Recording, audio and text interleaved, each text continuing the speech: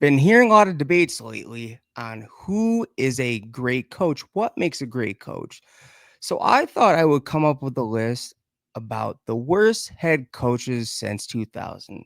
All right. First coach, Bobby Williams. So before he became the head coach at Michigan State, he was the running backs coach, but who was the head coach then? None other than Nick Saban. Ultimately, Nick Saban left for the LSU job, but here's the thing.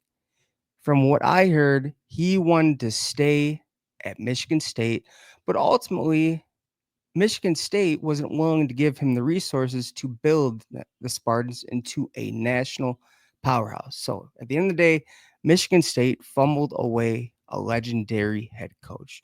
They promoted within none other than Bobby Williams. So he had little to no success with the Michigan State Spartans. 2000, his first season, went 5-6, conference play 2-6. 2001, 7-5 overall, conference play 3-5. And 2002 was just an absolute disaster. Lost two of their star players, went 3-6 overall, 1-4 conference play. And the nail in the coffin was that embarrassing loss to the Michigan Wolverines, 49-3. But here's the thing. Even after he was gone, that season finale against Penn State, they lost 61-7. So I think it's safe to say that that team was just absolute trash. All right, moving on. Tyrone Willingham was the Notre Dame head coach 2002 to 2004. So he found early success at Notre Dame, started 8-0, but got blown up by USC 44-13 and lost in the Gator Bowl to North Carolina State 28-6. 2003, the fall began, went 5-7. 2004 went 6-5 and was terminated November 30th. Then he had a stint with Washington. 2006 started 4-1, finished 5-7. So again, we're seeing a common theme here: strong start, weak finish. 2007 doesn't get much better. Actually, got a lot worse. Finished 4-9. And then 2008, it was the season where you just can't recover. It's pack your bags, don't say goodbye to anybody. We don't know you anymore. So long. Finish 0-11. All losses were a absolute no contest. And when I say no contest, go look it up because it was a loss of 20 plus points. This was the first winless season in 119 years. I'm going to say this again. The first winless season for Washington in 119 years. Fired deservingly. All right. Next head coach on the chopping block, Jeremy Pruitt.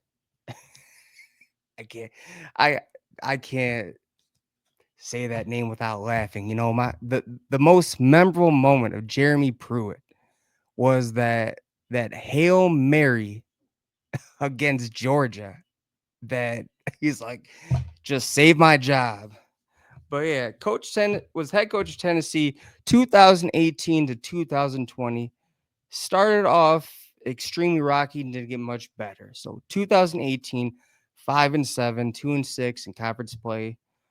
2019 started 2-5, finished 7-5, and 2020, that COVID year, uh, 2-7. But ultimately, what led to his firing was the investigation by the NCAA for recruiting violations, which led to 9 other coaches on staff being fired. So I truly think he would have got fired either way, recruiting violations or not. It was just icing on the cake with recruiting violations.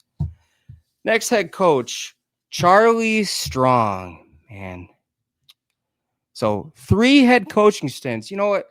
His head coaching stint at Louisville it was successful. He improved over the years. So 2010, 7-6, 2011, 7-6, 2012, 11-2, then 2013, 12-1. So he left Louisville, took over the Texas job to replace Mac Brown. 2014 started 2-4, finished 6-6. 2015, even though Texas won the River Rivalry against Oklahoma, they finished 5-7 and not bowl eligible. 2016, man. I remember that first game where they beat Notre Dame in double overtime. 10th ranked Notre Dame in double overtime. And everybody swore they thought Texas was back. But that was not the case. No, their win against then number 10th ranked Notre Dame would eventually go on to finish the season 4-8. So they ended up being a terrible team that year. But Texas would finish 5-7, and that would be his third straight losing season as the Texas head coach fired.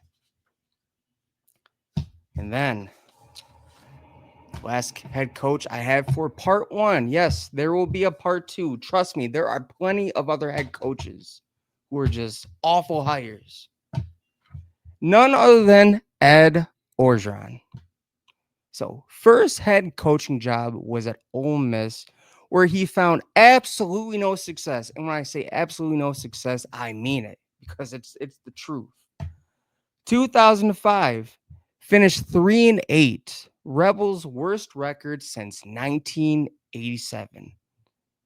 So, Orgeron points the finger at the OC, fires the OC, but nothing improves.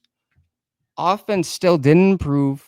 They finished 4-8 with 108th ranked scoring offense, 111th in total offense, and 112th in passing offense. So he wanted to point the finger the season before the offensive coordinator. Nothing improved. I mean, come on, like that's literally the bottom of the barrel in terms of rankings on offense. Kind of like what we saw against Michigan. Kind of like, oh man, I'm probably gonna get fried if any Michigan fans see this. But yeah, just like the 2024 Michigan offense, just absolute trash. So now we're starting to see who the problem may really be. All right. 2007 was it. It was another one of those. Thanks for coming out. Pack your bags, get out. Finished 0-8 in SEC play and 3-9 overall. It was the program's first winless season in conference play since 1982. And what led to his firing? I mean, it was just terrible, awful season since he became the head coach, but blew a 14-point lead to in-state rival Mississippi State, and that was it. He was fired. So long, get out, don't come back. And then LSU. What can we say about his time at LSU? Les Miles built up a program that he took over. Won the Natty with Joe Burrow, Jamar Chase, Justin Jefferson, Clyde Edwards-Helaire, Terrace Marshall, and that was actually a really good defense as well. Insert any. You know what? I get hate for this as well. Insert any of the head coaches I previously talked about. They still won the Natty. That's how good that team was. All right. Put anybody in that position. They won the Natty. But after LSU won the Natty, Ed Orgeron signed a 6-year contract, $7 million a year that would have kept him in Baton Rouge until 2026. Didn't happen. Obviously, he's not the head coach anymore. After Natty, 2020 season, 5-5. Then 2021, 6-7. So, I think it's safe to say that even though I mean you can't like look the argument with Ed Ogeron is like, oh, he won a natty. I don't care that he won a natty. I don't. You put any coach in that situation, the situation that he had, they win the natty. All right. I don't want to hear about, oh, he's this good head coach. He's not even a good head coach. He's a terrible head coach. But yeah, that's my part one list. I'll be coming up with part two within the next couple days. Or you know what? Maybe I'll mix it up and it will be a list of the worst coaching hires that just didn't work out. But until then, man, these coaches, they had no chance.